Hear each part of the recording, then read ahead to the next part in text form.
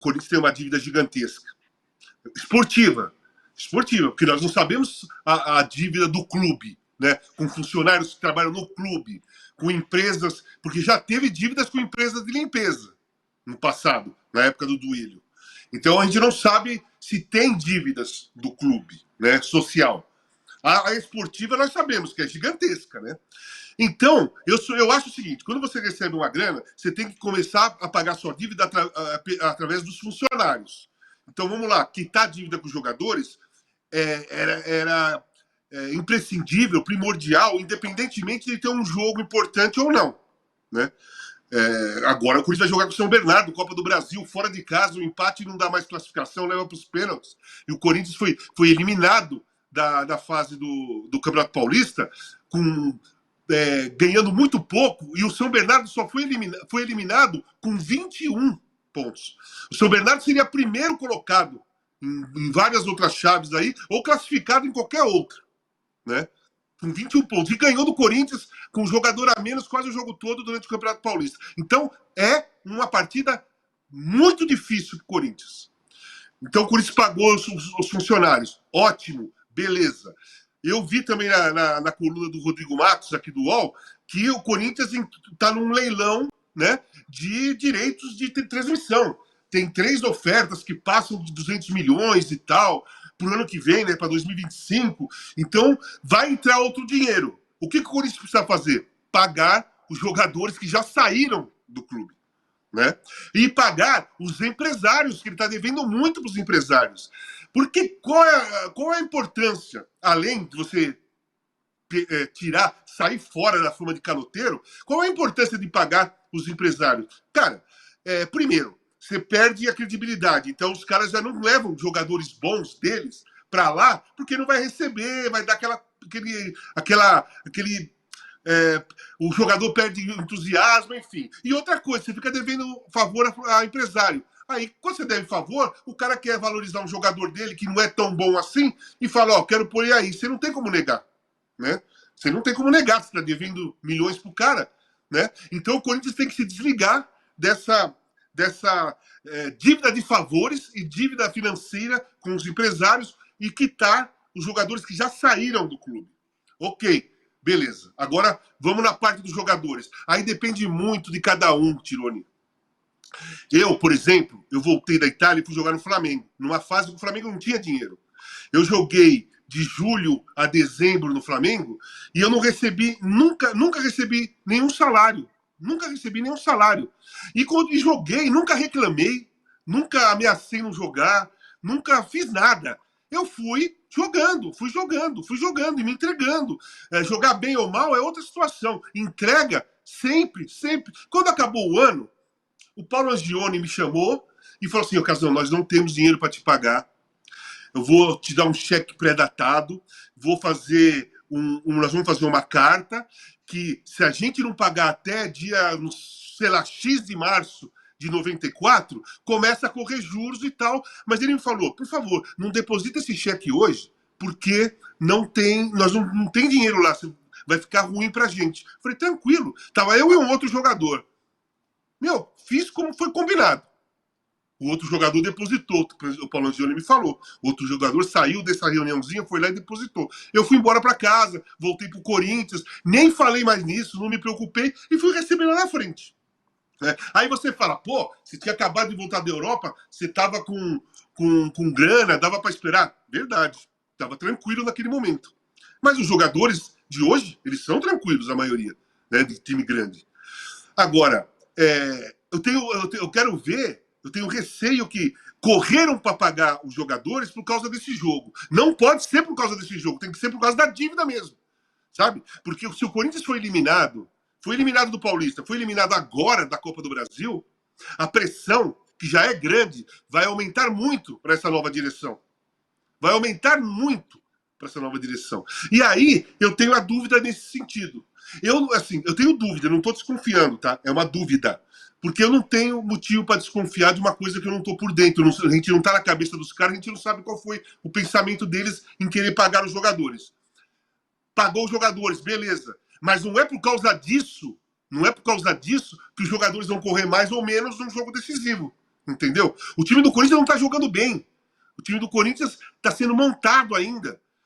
O Corinthians fez aquele empate histórico com o Palmeiras, 2-2, com 2 jogadores a menos, mas foi assim, caiu 2 raios em Barueri naquele dia. Porque no domingo posterior, logo depois, perdeu da Ponte em casa.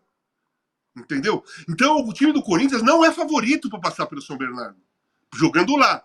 Não é um favorito para passar pelo São Bernardo na Copa do Brasil. E pagando os jogadores, ok. Paga os jogadores, alivia, os jogadores ficam mais tranquilos, mas eles iam correr e se dedicar do mesmo jeito. Os jogadores também não querem ser eliminados, porque vai sobrar para eles também. Eles já estão na mira, né? Apesar que a torcida está mais cobrando a direção, não os jogadores. Mas sendo eliminado, se for eliminado da Copa do Brasil, a pressão vai ser grande do mesmo jeito. A torcida não vai pressionar porque os caras receberam o que eles tinham que receber, gente. A torcida vai pressionar se eles perderem e forem eliminados. Não aumenta a pressão se você recebe ou não recebe, caramba. Isso aí não faz sentido, cara. Não faz sentido. Se o Corinthians perde sem os jogadores receberem, a torcida tem que pressionar a direção do clube.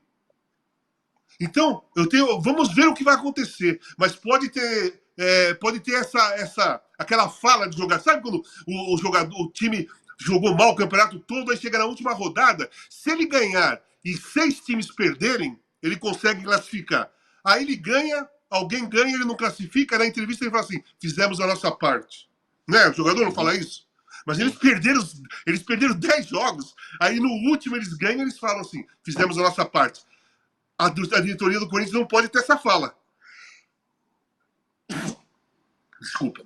A diretoria do Corinthians não pode ter essa fala. Por exemplo, se o Corinthians foi eliminado, eles falam assim, nós pagamos os caras, fizemos a nossa parte. Não foi parte, foi obrigação. O trabalhador trabalha e o patrão paga pelo trabalho. Ô Mauro, o Corinthians então pega a grana que era do Moscardo, que é uma boa grana de fato, e parte dessa grana vai para pagar os atrasados. É claro que o Corinthians vai ter que fazer esse movimento uma hora, como está fazendo, pelo menos agora, tá pagando o que está devendo.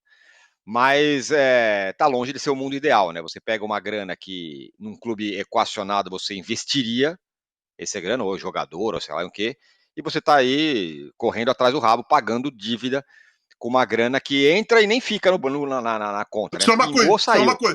Só uma coisinha para deixar claro. As dívidas são heranças da direção anterior, do William Monteiro Alves para trás. Não são dívidas que essa direção fez. Eles estão perdidos? Eles estão. Mas está iniciando o 3º mês de direção. Isso mesmo. Diga lá, Mauro. Eu acho que a grande questão é assim, o porquê que não adotaram essa postura desde o começo, né? No primeiro dia da gestão atual, já tinham que falar, vamos colocar em dia salário, nós vamos resolver aqui, arrumar a casa que está uma bagunça. Mas não, vamos contratar, acabou a farra, né? E por aí vai. Acho que esse que é o problema. Aí agora, lógico, né? O Corinthians está eliminado do Campeonato Paulista, só falta ser eliminado do mata-mata da Copa do Brasil. Então você tem que, de alguma maneira, tentar resolver isso. E aí usa o dinheiro do Moscardo, que, aliás, em dado momento, eu falei sobre isso, quando a negociação dele travou em função de um problema no pé, né? E o Corinthians falou, não vendo mais e tal, fica aqui e tal, acabou o garoto sendo negociado de fato. Na época eu comentei, olha, negocia com os caras para que eles paguem uma parte, tudo, sei lá, porque o Corinthians precisa vender o jogador, ele necessita do dinheiro. Não está em condições de falar, não vendo e acabou. Não vendo e acabou para quem não precisa vender. E tanto precisava que vai usar o dinheiro da venda do menino para poder pagar os salários atrasados. É isso. Então acho que a grande questão é a postura. Deveria ser essa desde o começo.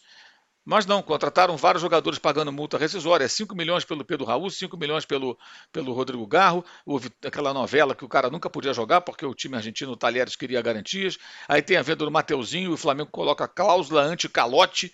Quer dizer, esse tipo de coisa não deveria existir. Trabalha com os jogadores que tem, vai buscar jogador emprestado. Mas o time vai ficar fraco. Paciência, é o que você pode ter, amigo. É o que você pode ter. E essa gestão, vou repetir o que eu já falei várias vezes, ela teria condições de fazer isso, porque ela na eleição, ela era oposição. Então ninguém pode falar, olha, não, você estava lá, não estava no poder, eu cheguei agora. Eu já participei do clube e tudo, mas agora que eu estou voltando. E estou herdando essa bucha aqui. E para resolver eu tenho que tomar essas decisões. Mas não, prometeram mundos e fundos, que não há como cumprir, gente. Não tem como cumprir. E assim, o torcedor médio, ele acredita nessas coisas. Por mais que os dirigentes de futebol no Brasil não tenham credibilidade, salvo exceções, o torcedor acredita. Ele acredita. E o jornalista, o comentarista, o ex-jogador, o que for, que fale alguma coisa, qualquer pessoa que vá na mídia e fale alguma coisa nessa linha, é anti, é isso, é aquilo. Quer dizer, o cara fica contra quem está tentando lhe abrir os olhos e não contra o responsável pela má gestão. Então, assim, é meio que uma medida de emergência que deveria ser, não de emergência, sim a medida padrão dessa gestão. Pagar as contas, resolver as pendências. Segundo o próprio clube, o seu diretor financeiro, a dívida de curto prazo do Corinthians, falou isso tem um mês e pouco, era uma dívida de 400 milhões aproximadamente, ou quase isso. De curto prazo significa que tem que pagar nos próximos meses. Caramba, 400 milhões, gente. Como é que faz? Aí você vê que até o dinheiro do mega patrocínio, tudo que foi apresentado com toda a pompa, fica, entre aspas, pequeno perto desses problemas financeiros. Fica pequeno, que eram o quê? 120 milhões por ano, só de curto prazo a dívida 350, 400 milhões. É matemático. Vou com você ainda. Quer falar, Casão? Eu queria falar uma coisa. Não podemos Diga. esquecer daquela história fajuta do acordo com a Caixa Econômica, que a direção anterior virou, falou, né? 3 dias antes das eleições, foi no Planalto, tirou foto com o presidente, falou que estava tudo certo, que o Corinthians ia ganhar um monte de dinheiro, que ia ficar igual o Flamengo, e acabou a eleição, ninguém mais falou nisso. Ninguém pergunta nisso. E eu não vou deixar essa história cair no esquecimento, nem ninguém varrer para baixo do tapete. Todas as vezes que eu tiver possibilidade, eu vou cobrar. Como está esse acordo com a Caixa que o Duílio falou que estava tudo certo? Cadê esse acordo? Simplesmente não existiu. Foi recusado pela Caixa aquele acordo. Foi recusado. Mas ele foi recusado depois das eleições. Né? Porque antes das eleições estava tudo certo. Antes das eleições estava tudo certo. Uma possível luz no fim do túnel, Mauro, sobre o Corinthians e a grana, é que agora os grupos aí que estão negociando direitos de TV, 3 estão disputando o passe, vamos dizer assim, do Corinthians. A Libra, que já tem uma proposta na mesa, a Liga Forte, que entrou na jogada, e agora a Brax, que, segundo reportagem do Rodrigo Matos aqui no UOL, está oferecendo agora também para o Corinthians o valor de 240 milhões ano, podendo chegar a 270 milhões, dependendo da posição do clube na tabela. Então o Corinthians está tentando ver qual a proposta para ele é mais vantajosa. O ponto principal que a diretoria do Corinthians quer é um ganho mínimo, que as outras propostas não dão. Quer dizer, que a Libra não dá, não garante um ganho mínimo. A Liga Forte até garante, e agora entrou a Brax na jogada aí por esses direitos de transmissão. A pergunta esses valores eles ficam muito bons para o Corinthians, considerando que os outros vão ganhar, ou é difícil até de saber isso, você sabe? Olha, a tendência sempre, desde que acabaram com aquela... o Clube dos 13 no final era apenas digamos assim, um organismo que fazia a negociação dos direitos de TV, né? No final ele passou a ser isso. No início a ideia dele era embrião de uma liga de verdade, antes até da criação da Premier League, 5 anos antes. No final ele negociava coletivamente os direitos de televisão. Quando houve a implosão do Clube dos 13, cada um passou a negociar por sua conta. É claro que dessa maneira, aqueles que têm mais torcida vão ganhar mais. Vão negociar, se forem minimamente competentes, vão negociar por condições melhores. Isso é óbvio. A venda isolada, eu entendo que a venda isolada, cada um fazendo o seu próprio negócio, ela é ruim para os outros. E também pode ser ruim para esses que são os mais populares, porque juntos eles podem fazer um bolo maior. E no médio prazo, então, longo prazo, mais ainda, fazer com que esse bolo cresça, e você vai tendo a fatia maior desse bolo, ela pode ser maior do que se está recebendo agora. Mas acontece que todo mundo está matando cachorro, quase todo mundo, né? Matando cachorro a grito. Então é tudo muito imediato. Não, quem me dá mais agora? Quem me dá mais agora? E fica nessa situação. É claro que o Corinthians sempre vai ter boas propostas, isso é evidente. Sempre vai ter boas propostas. Tem uma torcida muito grande do principal mercado, então sempre vai ter. A questão é que, assim, além disso, isso não resolve o problema, né? E cada vez mais fica claro que a liga de verdade não vai existir. Eles não conseguem discutir a criação da liga para depois discutir direitos de televisão. Eu perguntei isso já a vários dirigentes. Alguns até concordam, poderiam. Por que não fazem? Vamos organizar a liga, o campeonato, tirar da CBF, organiza o campeonato. E depois a gente discute como é que vai vender os direitos. Não, uma coisa não dá sem a outra. Concordo que elas andam juntas, mas poderiam dar um passo na direção da criação da liga para tirar da CBF. Mas não fazem isso. Mesmo nesse momento que vários deles se uniram para pedir à CBF que fizesse mudanças no calendário, o que ela recusou por conta da Copa América, que vai acontecer, o Brasileirão vai ser disputado durante a competição, né, de seleções. Então, é normal, acho que é natural que o Corinthians receba essas propostas. O torcedor que não se iluda também, que ele vê essas cifras todos, esses números todos esses números não resolvem o problema. Até porque no dia a dia de um clube, quando você contrata jogador e tudo mais, você conta com esse dinheiro como uma receita recorrente para você cumprir os seus compromissos que existem nesse mês e virão no próximo, no próximo, no próximo. Só que o passivo é enorme. O passado está muito pesado. Essa é a questão. E quando você não corta custos de agora e do futuro próximo para acertar o passado, a conta nunca fecha.